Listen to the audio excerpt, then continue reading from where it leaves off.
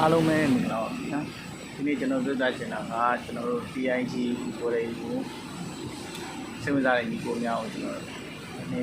share လုပ်ပေးရဖြစ်ပါတယ်ကျွန်တော်တို့ TIG Welding မှာဒါကျွန်တော်တို့သုံးတဲ့ TIG Welding ကိုကိုယ်ဝင်ဂျပန်ပေါ့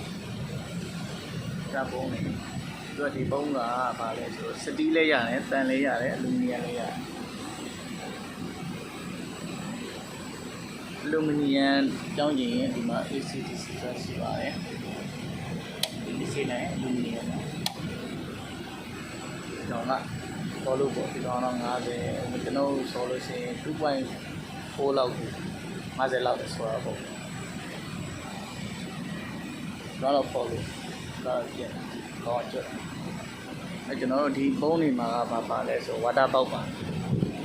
ဝါတာပေါက်ပါမယ်ဒီအောက်ကောကျော်ပါ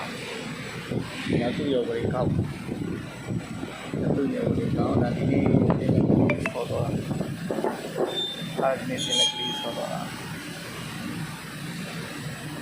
အဲနောက်နေ့ဒီမှာကျွန်တော် TIG Welding ကိုဘယ်လိုဆိုရမလဲဆိုတော့နော်ဗီဒီယိုရိုက်ပြီး